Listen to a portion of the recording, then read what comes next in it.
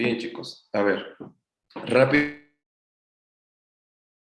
un review de la Revolución Rusa y qué fue lo que pasó en Rusia.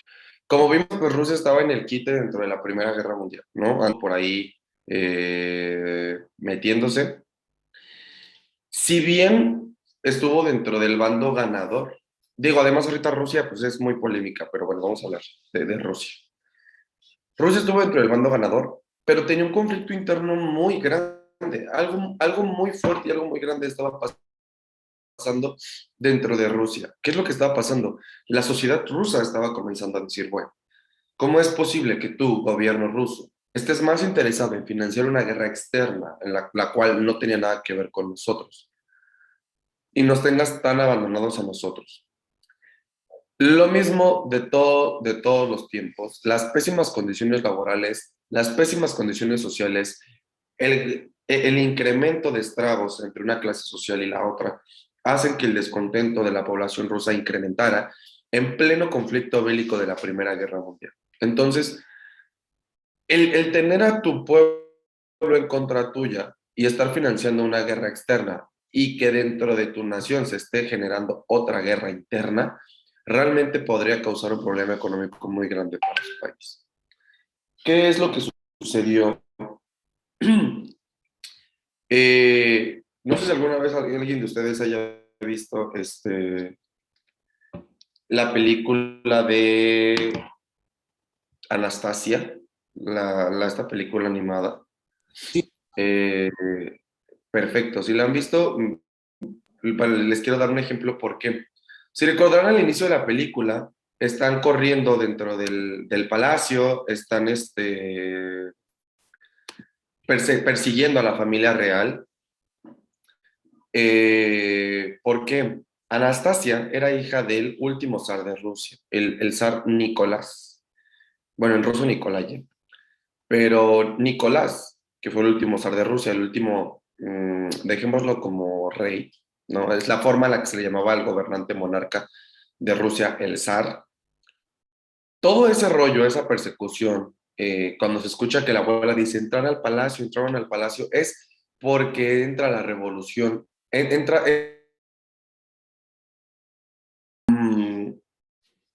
resulta entonces que este es uno de los peores zares que ha tenido Rusia. El último zar de Rusia es el que más reconocimiento tiene en la historia rusa, porque es uno de los más sanguinarios, uno de los más autoritarios, es uno de los zares más polémicos que ha tenido Rusia. El zar Nicolás es un zar que sí es recordado por su pésima gestión como gobernante ruso. Por eso surgió la Revolución Rusa, por eso él fue la gota que derramó el vaso y por eso el descontento, para que la población rusa comenzara a manifestarse en contra del gobierno tan autoritario que estaban teniendo. Cosa que no cambió con el tiempo y que no ha cambiado mucho, pero por lo menos tienen otra cara y otra forma de gobernarse. Punto importante aquí, chicos, es que veamos cómo todo lo que vimos de la Revolución Francesa, de la Revolución Inglesa, toda esta ola que iba en contra de los gobiernos monárquicos y y de las familias reales, llega incluso hasta esta parte de Euroasia. El derrocar un gobierno como lo es el zarismo ruso simbolizaba una pérdida enorme para las monarquías. Dato curioso, el zar era primo del que en ese momento era rey de Inglaterra, el rey Enrique. Y también era primo del archiduque Francisco Fernando y del que en su momento fue primo, pues un poquito más lejano, porque pues, ya no estaba vivo, del que fue el segundo emperador de México, el archiduque Maximiliano de Habsburgo. Todas las familias reales en Europa están relacionadas entre sí.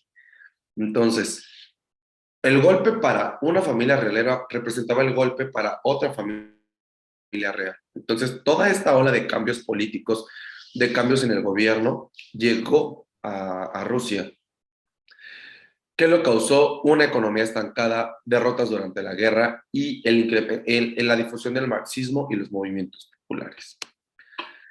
Toda esta parte de la difusión del socialismo, creando un partido comunista, comienza entonces a cambiar la ideología de la sociedad.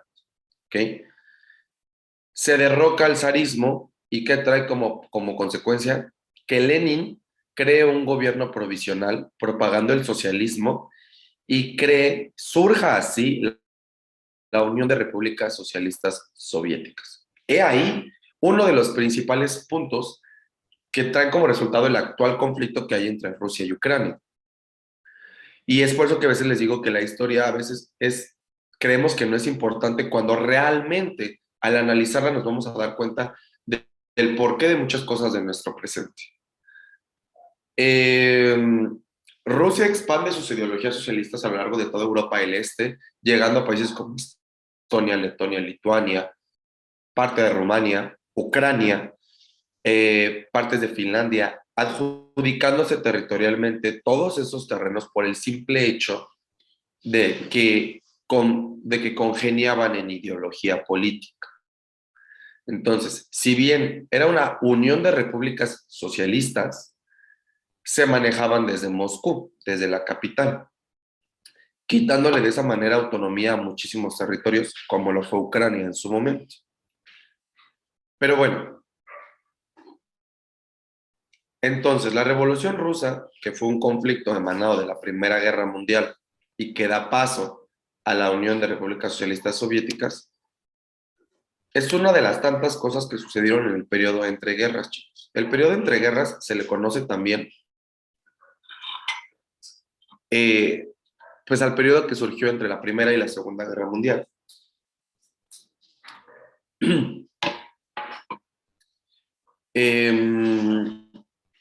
Realmente hablar de la Primera Guerra Mundial a, a estas alturas de la historia de la vida,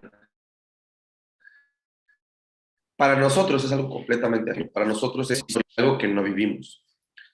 Pero imagínense lo que era hablar de la Primera Guerra Mundial en aquella época, cuando lo que trajo consigo la fue crisis económica alrededor del mundo, un mal manejo en el sistema crediticio que trae consigo un jueves negro en Wall Street. Todos sabemos que Wall Street es el principal centro financiero que se encuentra en Wall Street, Nueva York, en los Estados Unidos. Hay una caída enorme en el Dow Jones y de esta manera se devalúa el dólar, crecen los subsidios y se busca defender los derechos de los trabajadores, que en esos momentos eran los más afectados porque no había para pagar salarios, no había contrataciones y había un incremento del desempleo. Es decir, sí, hubo vencedores. Estados Unidos, Rusia, Reino Unido, Inglaterra, fueron los principales, perdón, Francia y Reino Unido, Estados Unidos y Rusia, que fueron los principales vencedores de la Primera Guerra, aún así tuvieron estragos. ¿Por qué? Porque el enfoque principal estuvo en ganar una guerra absurda que no le correspondía ni a Estados Unidos ni a Rusia, pero que lo vieron como una oportunidad para financiar un proyecto, como una oportunidad de recibir alguna ganancia, y al final resultó siendo un desastre.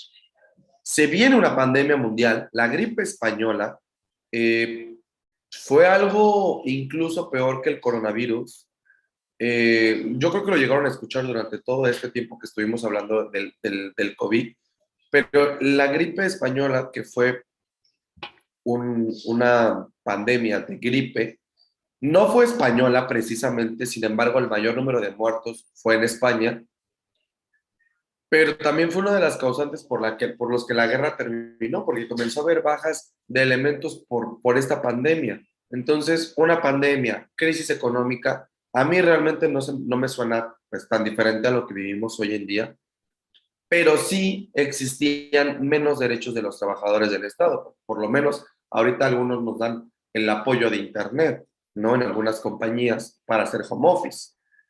En esos momentos ni existía el home office, ni existían los apoyos, ni existían absolutamente las condiciones pertinentes para un trabajador. Las fábricas tenían que continuar, sí, pero con recortes salariales, con recortes perdón, con aumentos a las jornadas de trabajo y completamente la pérdida de los derechos laborales. He ahí porque el 1 de mayo surge una protesta en una fábrica en Chicago que trae consigo pues la creación del Día del Trabajo, ¿no? El 1 de mayo. Pero todo esto fue un periodo entre guerras. Imagínense, estamos hablando de que la Primera Guerra terminó, ¿en qué año? Ya le iba a regresar, pero mejor les pregunto. ¿En qué año terminó la Primera Guerra Mundial, chicos?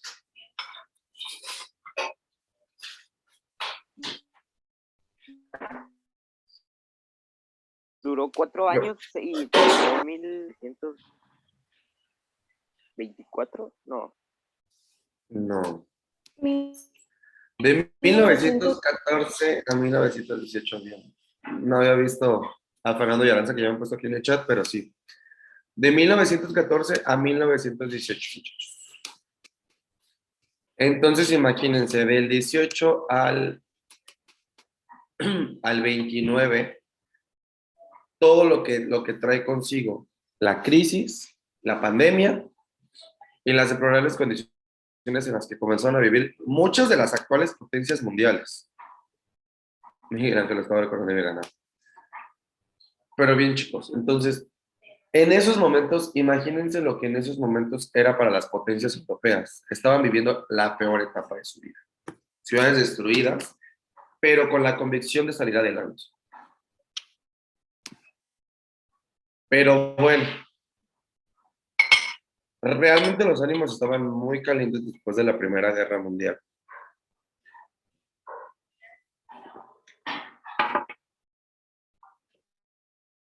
Recordemos que la primera termina con el famoso Tratado de Versalles, un tratado donde Alemania pierde muchísimos de sus derechos, un tratado donde Alemania es evidentemente la mayor perdedora de la guerra.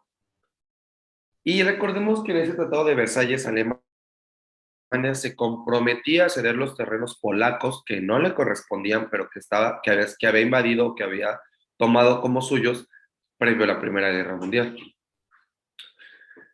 Pero durante la Segunda Guerra Mundial hubo una serie de factores que hacen que se convierta en la guerra más grande y más sanguinaria de todo el mundo. Sofía, ¿me ayudas leyendo? Ay, espérenme, que quiero. Sí. Sofía, ¿me ayudas leyendo las causas, por favor? Sofía, yo. Sí, tú, Ok, tú, Sofía. es que hay dos. Causas. Tratado de Versalles, crisis en la economía mundial, nazismo de Adolfo Hitler en Alemania, fascismo de Benito Mussolini en Italia, militarismo japonés, invasión alemana a Polonia, del 1 de septiembre de 1939. Gracias, Sofía.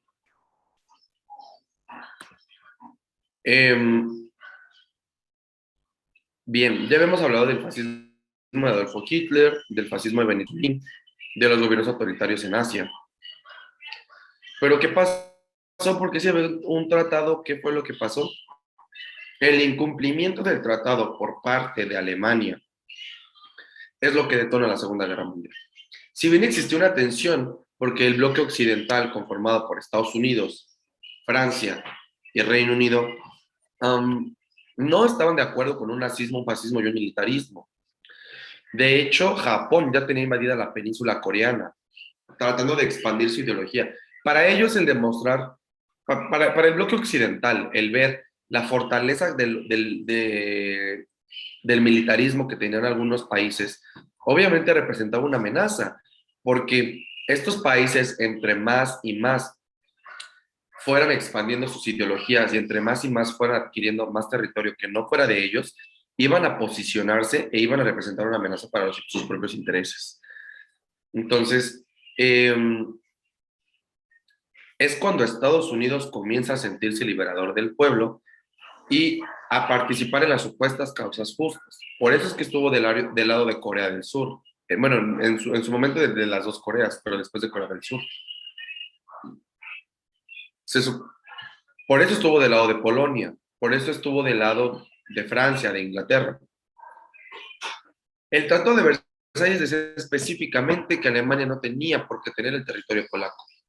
Hitler se pasa el Tratado de Versalles por donde no da el sol e invade Polonia. Invade Polonia el 1 de septiembre de 1939. Con la llegada del ejército polaco a Polonia, se arma un revuelo e inicia la Segunda Guerra Mundial. Yo no sé si esta historia les suene parecida o muy reciente, pero el 24 de febrero del 2022, Rusia invade Ucrania e inicia una guerra. Y muchos actores internacionales comenzaron a opinar. Si bien no es que entren luego al conflicto, es paulatino la intervención que van a tener los demás países. Ojo, no estoy diciendo que va a haber una tercera guerra.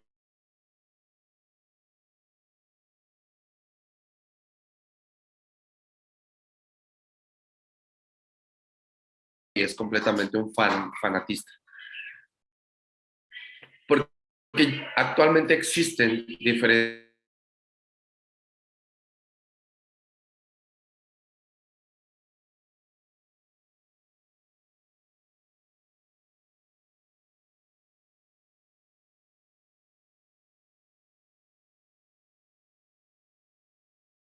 hasta aquí quiero saber si tienen dudas con las causas.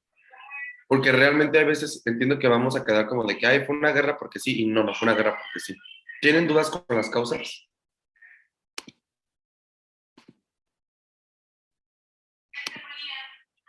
No, no. No. Perfecto, chicos. Entonces, este es un mapita de cómo estaba dividido en ese momento el mundo. ¿Ok? El lado rojo.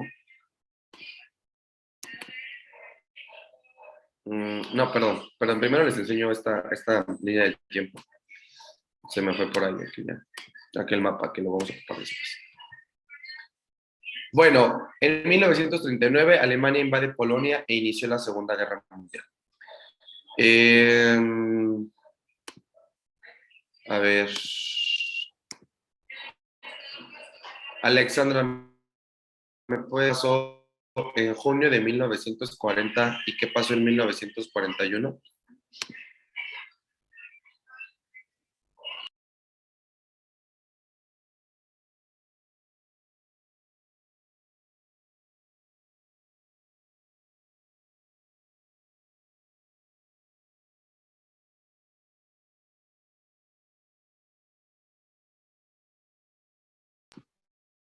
¿Andas por allá, Alejandra? Bueno, Aranza. No funciona mi micrófono, ok, pero, Aranza, ¿andas por ahí? El mío no sirve, ok. Bueno, chicos, ¿alguien que le sirva el micrófono? Los necesito activos. Siento que se me están durmiendo.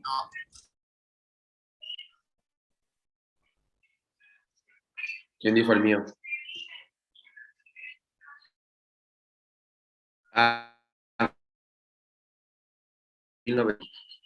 Junio de 1940, ocupación Alemania en Francia. 1941, Japón ataca Pearl Harbor. Estados Unidos y Reino Unido le declaran la guerra a Japón.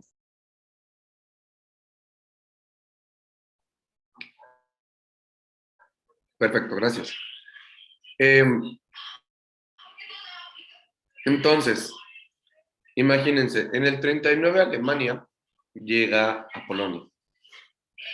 Pasó un año para que Alemania pudiera tocar territorio francés, porque realmente ellos tienen una disputa territorial en el norte de Francia y sur de Alemania. Entonces, realmente el buscar la expansión, Hitler lo que buscaba era la expansión de su gobierno, Hitler lo que buscaba era la expansión de su ideología, la supremacía de Alemania.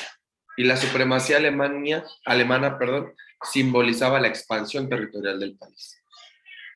Entonces,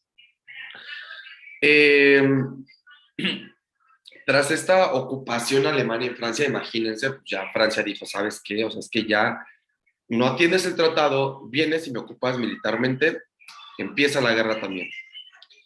Y para 1941 las tensiones entre Estados Unidos y Japón estaban intensas. Por eso el ataque a la bahía de Pearl Harbor.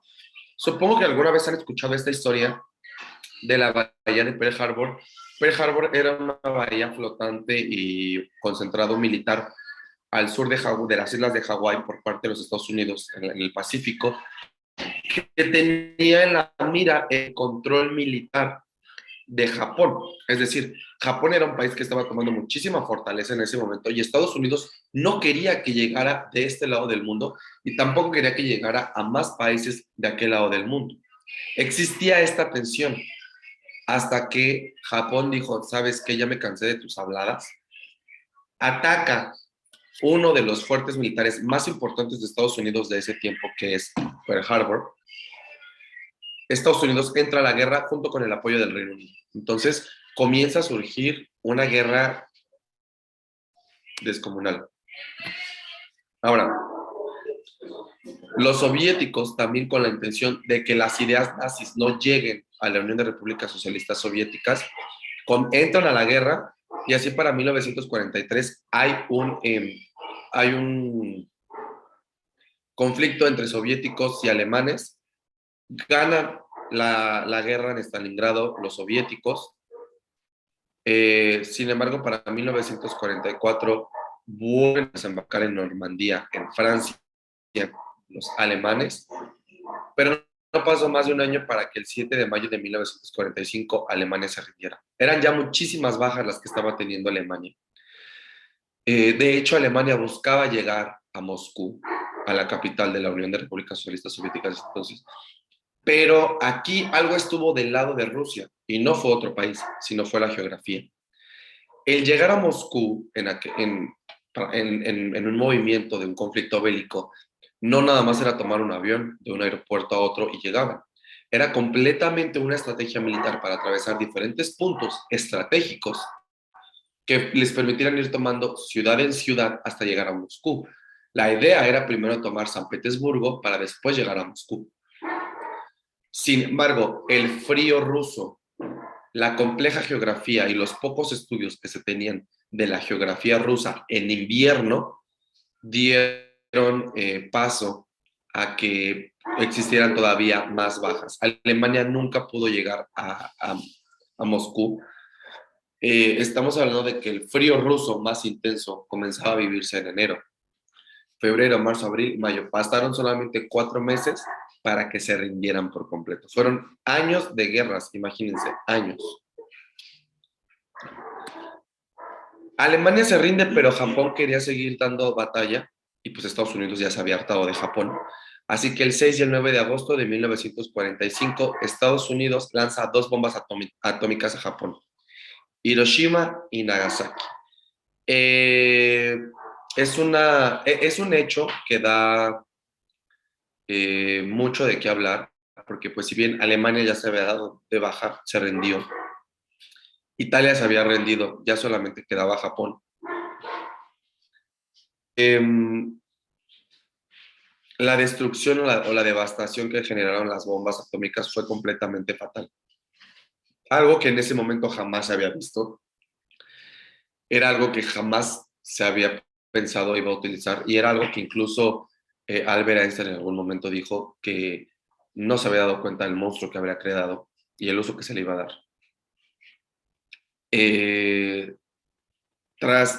Tras los atentados contra Hiroshima y Nagasaki y la demostración de poderío que hizo Estados Unidos con ese hecho, el 2 de septiembre de 1945, Japón se rinde y formalmente finaliza la Segunda Guerra Mundial.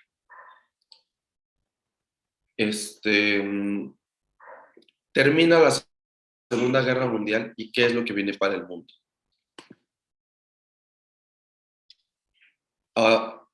¿Dudas con la línea del tiempo?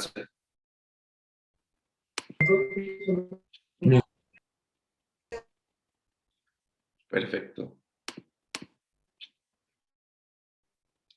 ¿Italia qué hizo? Figurar. Realmente Italia no tuvo ataques significativos, tomando en cuenta que estaba luchando del bando alemán. Al final Italia mandaba elementos, al final Italia aportaba económicamente, Sin embargo, la expansión italiana no era enorme. Lo que buscaba Italia era que sus ideales se respetaran y terminar los ataques en contra de otros bloques occidentales que lo que no querían era que el fascismo italiano cobrara fortaleza. ¿Rusia, Italia y Japón eran aliados? No. En esta ocasión los aliados eran Estados Unidos, Francia, Inglaterra y Rusia. Los mismos que de la vez pasada, solamente que ahora sus enemigos eran Alemania, Italia y Japón. Ahora, cabe mencionar que aquí entraron varios países del mundo aportando un pequeño granito de arena. Incluso México tiene una pequeña participación dentro de la Segunda Guerra Mundial.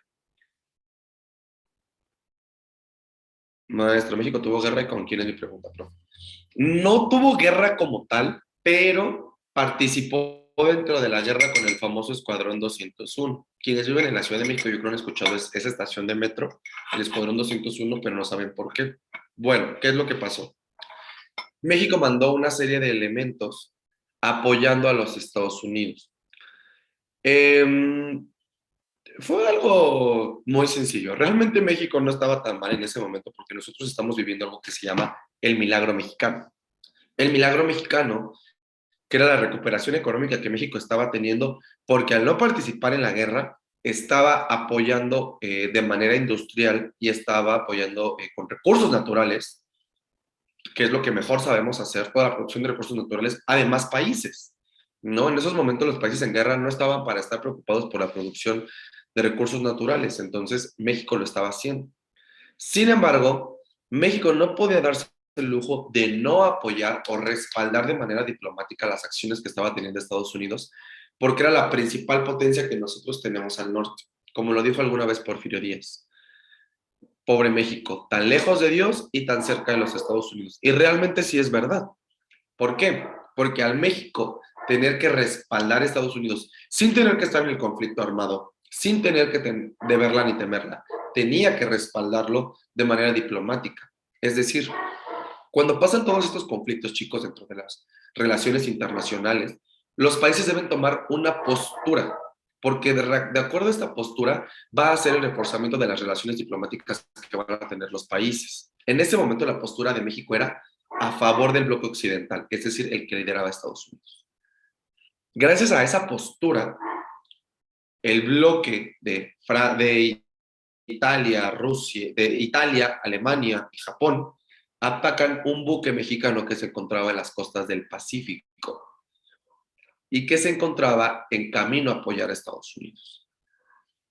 Así es como el presidente Lázaro Cárdenas dice que México formalmente ingresa a la guerra, pero lo único que hizo fue enviar al Escuadrón 201, que luchó por parte del ejército estadounidense, es decir, entraron los dos a la lucha, un pequeño conflicto que se armó en Francia, y fue una pequeña cantidad de elementos que mandó el Escuadrón 201. Esa fue la participación de México en la Segunda Guerra Mundial. De ahí en fuera, ningún otro país de Latinoamérica tampoco tuvo mayor aportación más que el envío de elementos, el envío de maquinaria, el envío de armamento, porque realmente en Latinoamérica estábamos viviendo otra etapa, otra crisis interna, las dictaduras. Las dictaduras y el militarismo que estaba viviendo América Latina era precisamente lo que buscaba Estados Unidos, que si ya había el militarismo en Japón y las ideas fascistas en otros países, no llegaran esas ideas a América Latina y se reforzaran con el militarismo que estaba viviendo, por ejemplo, en ese entonces Argentina, Colombia, Chile, que eran países que estaban teniendo dictadores. ¿Sí? Esa es la participación de nosotros y de nuestros hermanos latinos en la Segunda Guerra Mundial.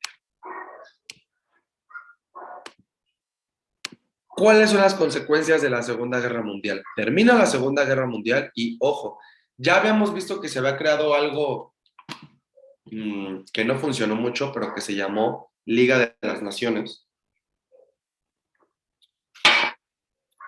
y que buscaba precisamente la paz mundial. No funcionó, entonces vamos a hacer la Organización de las Naciones Unidas, un organismo que buscaba concentrar a todos los países del mundo y que de esta manera se pudieran conciliar este tipo de problemas para evitar la guerra. Hoy en día vemos que no sirve de mucho la ONU, pero se creó en ese momento. Se divide Alemania, surge la Guerra Fría y el Plan Marshall. Alemania se rindió, y Alemania, como era la que andaba de cabecilla grande, alborotando a todo el mundo con la Guerra Mundial, fue la que más perdió en ese entonces.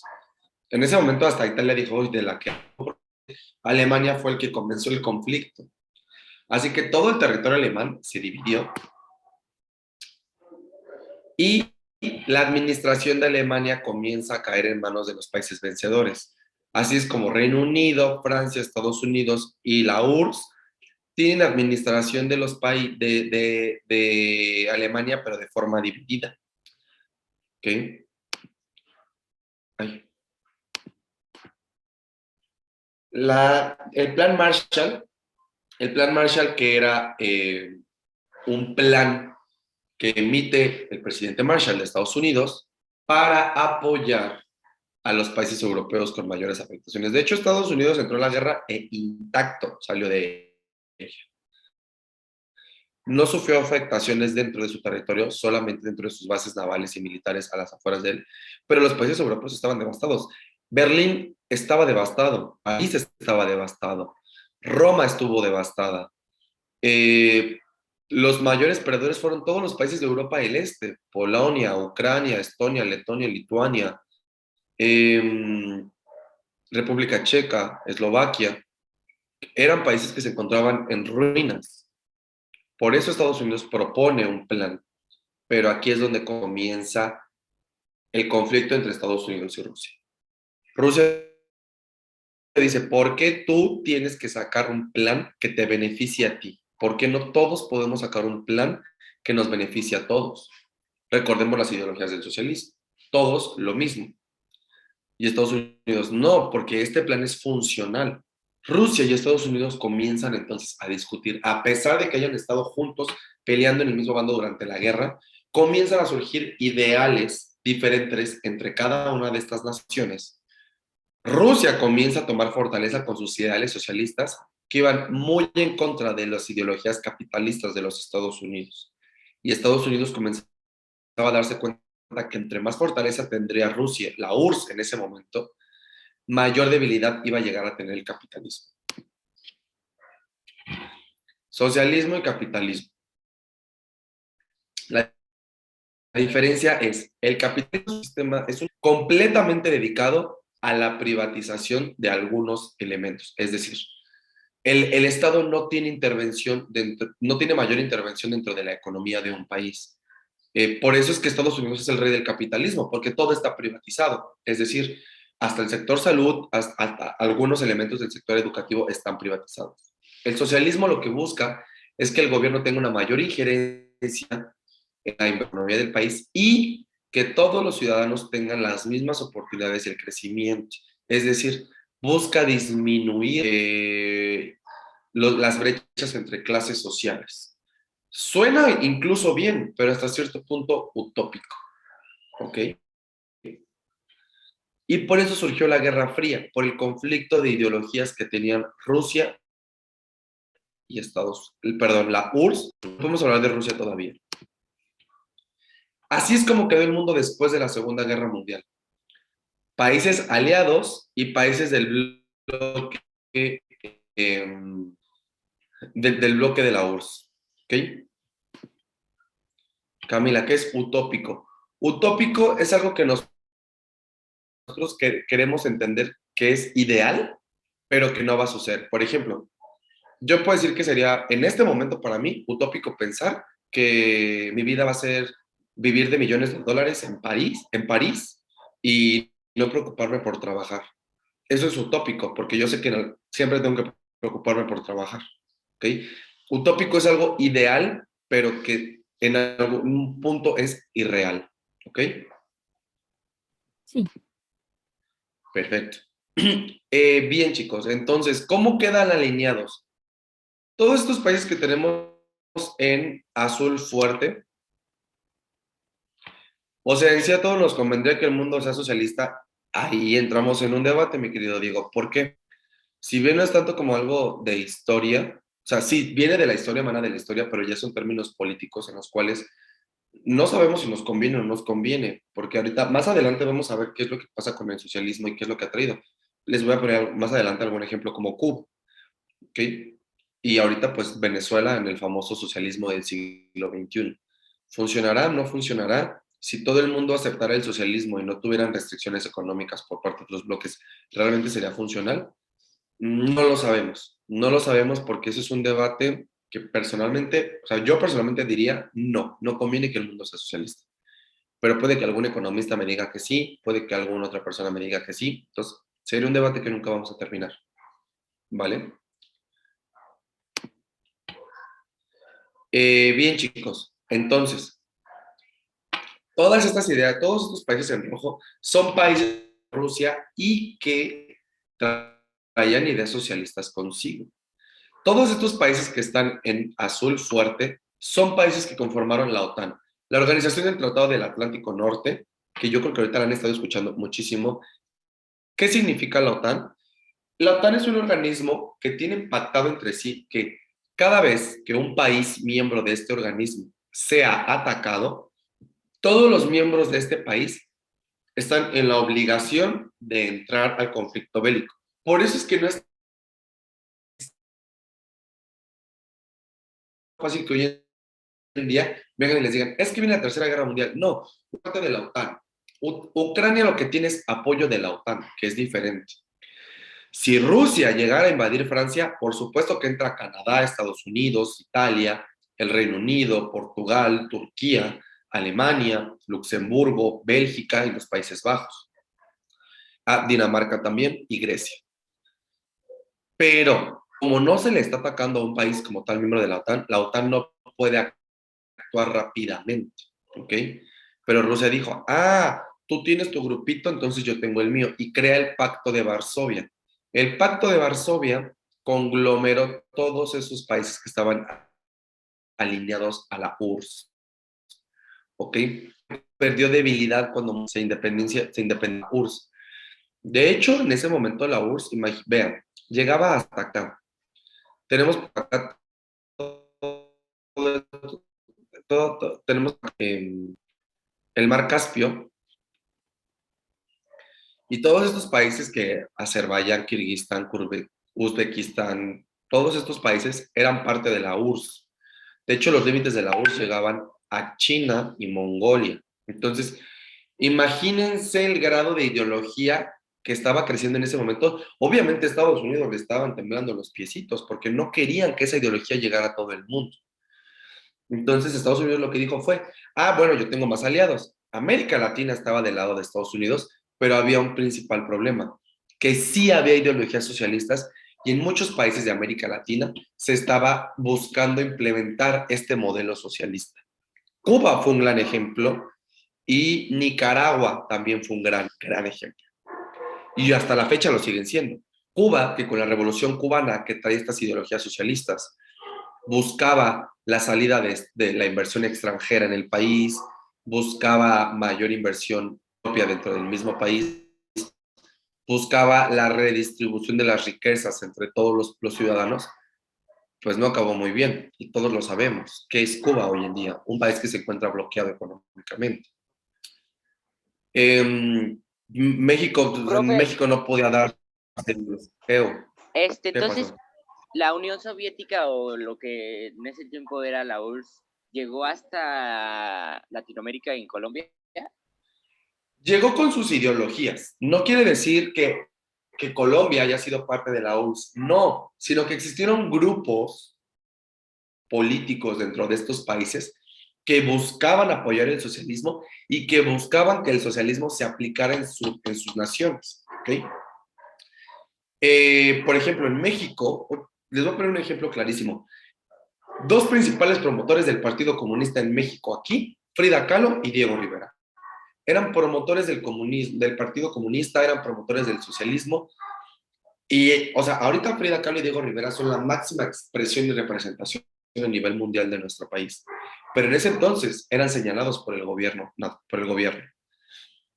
Diego Rivera fue contratado para pintar un mural en el Rockefeller Center de Nueva York y al darse cuenta que ese mural tenía que ver con el socialismo, lo derrumbaron, lo quitaron, tiraron ese mural de Diego Rivera en el Rockefeller Center. Pero no es que hayamos entrado dentro de ese concepto, sino que existían grupos políticos que buscaban que se aplicara en los países latinoamericanos esa ideología. Pasó en Colombia, en Perú, en Uruguay, donde sí existieron pequeñas controversias, pero aún así, mayoritariamente eran países de Occidente. Aquí viene la división. ¿Qué es Occidente y qué es Oriente? ¿Por qué se le dice el bloque de Occidente? Partamos de que realmente mayoritariamente, de aquí, desde la mitad de Europa hacia el occidente, mayoritariamente son aliados de la OTAN, del capitalismo y de los Estados Unidos. ¿Ok? Y del otro lado, hacia el oriente, mayoritariamente son aliados de la URSS. El bloque occidental al que pertenece México, el bloque occidental al que pertenece Estados Unidos, Canadá y demás países europeos, también tenía que proteger las ideologías. Entonces, si se dan cuenta, varios países estaban aplicando el socialismo y estaba tomando fortaleza. Y el hecho de que llegara a Cuba y a Nicaragua realmente representó una amenaza, porque si llegó de una manera tan fuerte a Latinoamérica, pudo haberle afectado a los Estados Unidos. No sucedió, al menos nuestro país no lo iba a permitir. Nuestro país tenía que estar alineado 100% a los Estados Unidos. Y hasta la fecha lo va a seguir haciendo. ¿Qué es exactamente el Pacto de Varsovia, Carlis? Lo que les comentaba de la OTAN. El Pacto de Varsovia es este pacto que creó la URSS para decir, si algún enemigo ataca a un país miembro de la URSS, todos los demás países estamos obligados a entrar al conflicto bélico. Es decir, supongamos que a Canadá, que es uno de los países más pacifistas del mundo, se le hubiera ocurrido atacar, no sé, a Azerbaiyán, Rusia, Estonia, Letonia, Lituania, parte de Ucrania, estaban obligados a entrar y defender a Azerbaiyán. Ahorita el Pacto de Varsovia ha perdido algunos elementos como Ucrania, pero sigue vigente. Ya vimos entonces qué fue lo que pasó con la Segunda Guerra Mundial.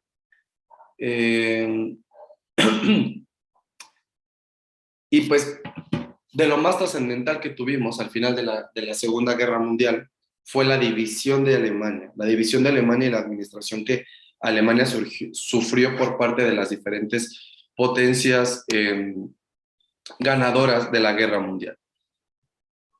Entonces, vimos que se repartieron Alemania como si fuera un queso, tal cual se habían repartido América, tal cual se habían repartido África, pero por primera vez le tocaba a una potencia europea. Estamos hablando de que era completamente impactante, porque pues era una potencia la que estaba ahora siendo fraccionada. Y no dejaba de civil y humana la que estaba siendo separada. ¿Por qué? Cuando surge todo esto, cuando comienza la división de Alemania, nos damos cuenta que Estados Unidos y Rusia comenzaban a tener sus piques, sus centros, ¿no? Con esta parte de la ideología capitalista, con esta parte de la ideología socialista, no querían que estas ideologías llegaran a otras partes del mundo. Entonces, ¿qué hace la Unión Soviética? Delimita por completo todo su territorio y pasó algo muy peculiar. Si bien Berlín, que era la capital alemana, quedó del lado soviético, no podía ser que la capital solamente quedara en manos de una de las secciones administrativas. Por lo tanto, Berlín también se dividió. Es decir, vemos aquí el mapa de Alemania en ese momento. Tenemos este pequeño punto, perdón, vemos esta sección roja. Esta sección roja es la parte que controlaba la URSS. Y tenemos dentro de esta sección roja otro pequeño punto de colores, ¿no? Donde se alcanza a ver. Ese pequeño punto es Berlín. La mitad de Berlín fue controlada por la Unión Soviética y la otra mitad era controlada por el eje occidental. La Unión Soviética, al querer marcar por completo un desafano de acuerdos entre el bloque occidental y la URSS, se da la tarea de construir un muro que dividiera toda la ciudad de Berlín de norte a sur, con tal de dividir la sección soviética y la sección occidental. Fue por completo un episodio trágico para los alemanes, porque es la principal ciudad de su nación, la capital, y una división por completo de familias, es decir, personas que se habían quedado del lado occidental, se habían quedado del lado occidental, personas que se habían quedado del lado soviético, se quedaron del lado soviético, era muy, muy difícil cruzar de lado, era muy difícil poder entrar a un punto. Familias que por muchos años no se vieron, familias que estuvieron incomunicadas, porque realmente se veía la diferencia. La división de Berlín fungió para ver cuál de estos dos modelos económicos funcionaba más. Y la respuesta estuvo muy clara. El mayor crecimiento lo tuvieron del lado occidental, donde hubo una reconstrucción y donde hubo un seguimiento al crecimiento. Del lado soviético, hubo un desafane por parte de las autoridades soviéticas, quienes no mostraron interés por administrar la zona, quienes no mostraron interés por darle un crecimiento económico y social a la zona, dejando completamente en mal las ideologías socialistas, ¿no? Finalmente, el 9 de noviembre de 1989, cae este muro, lo vamos a ver más adelante, pero una vez les doy la fecha. 9 de noviembre de 1989, cae el muro de Berlín, reunificando nuevamente a Alemania y su capital. Pero bueno, entró la Guerra Fría. ¿Qué es la Guerra Fría? No es nada más una guerra que se haya dado en invierno, no, no lo es. La Guerra Fría, me gustaría que alguien aquí primero lea la diapositiva. Ver Daniel Isaac.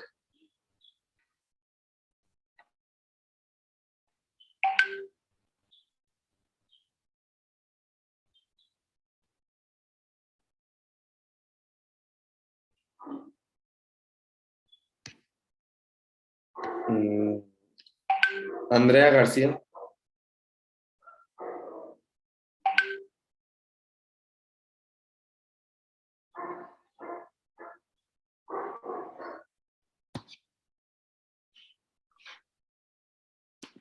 ¿Se andan aquí, chicos? Sí. Ok. ¿Me ayudas leyendo la diapositiva, por favor? Bueno.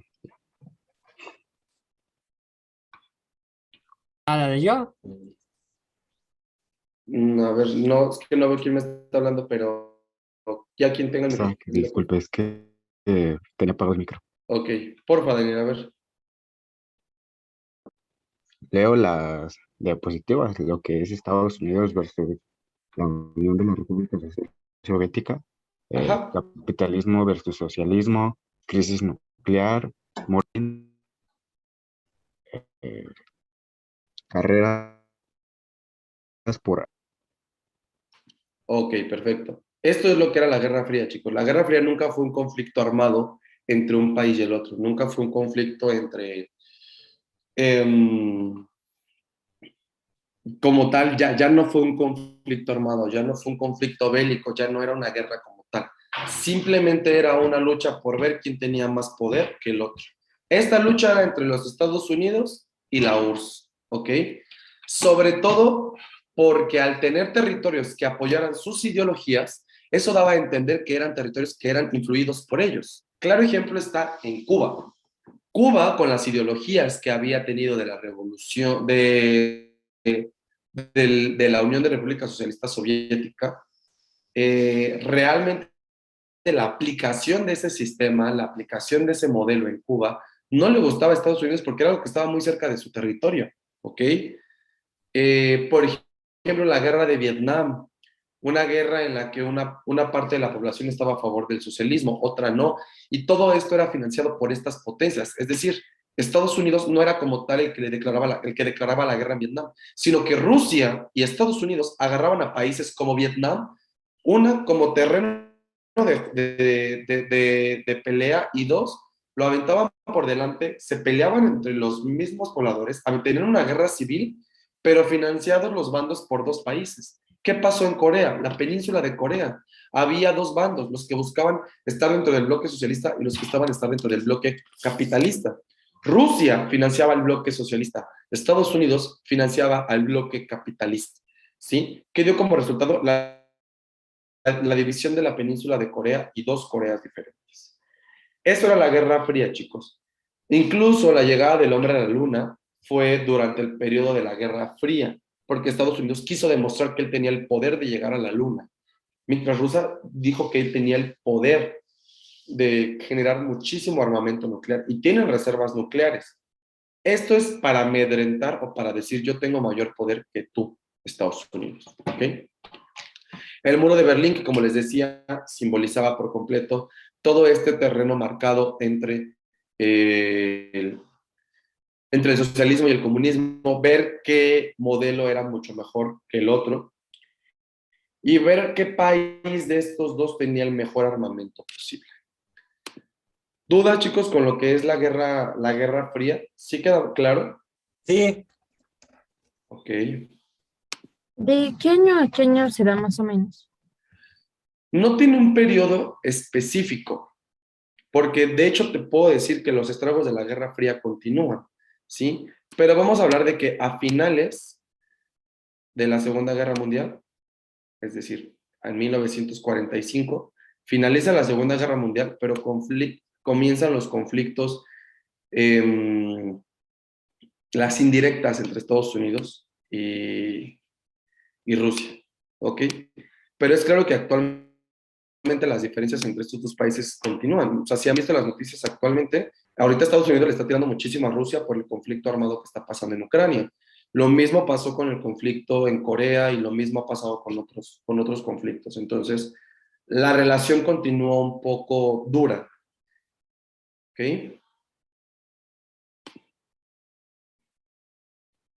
Ahora, ¿qué hizo el capitalismo y qué hizo el socialismo?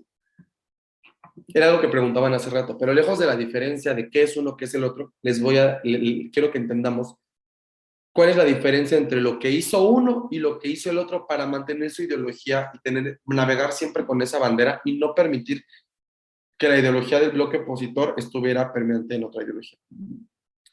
Por ejemplo, el capitalismo saca el Plan Marshall y la OTAN. ¿Ok? Con capitalismo nos referimos a Estados Unidos y sus aliados. Estados Unidos fue el principal promotor de la OTAN y del Plan Marshall. El Plan Marshall, este tratado que lanza el presidente Marshall para dar una reestructuración a todos los países europeos que habían tenido la guerra. Y pues bueno, digamos que esto es como una pelea de envidias, porque entonces Rusia dijo, tú sacas el Plan Marshall, yo saco el Cominform. El Cominform es el Plan Marshall de la URSS, es decir, ayudar a todos esos países de la Unión de Repúblicas Socialistas Soviéticas que hayan sido afectados por la Segunda Guerra Mundial y promovido por Rusia. Pero el capitalismo forma la OTAN, la Organización del Tratado del Atlántico Norte, con Canadá, con Turquía, con Francia, Portugal, Reino Unido, Bélgica, Luxemburgo, Países Bajos, Dinamarca, donde si alguno de sus miembros lo atacan, todos los demás integrantes de ese tratado están en la obligación de contraatacar a quien haya atacado. Pero entonces Rusia dijo, si tú tienes la OTAN, entonces yo voy a generar el Pacto de Varsovia. El Pacto de Varsovia conglomera entonces a todos esos países aliados de la URSS con la misma estrategia. Si alguien ataca a uno de nosotros que estamos dentro de este pacto, todos los integrantes del pacto estamos en la obligación de defender a quien se le haya atacado. Entonces, el capitalismo sacaba una cosa y el socialismo contraatacaba con otra. Si el socialismo atacaba con una cosa, el capitalismo contraatacaba con otra muy diferente. ¿Ok? Entonces, chicos,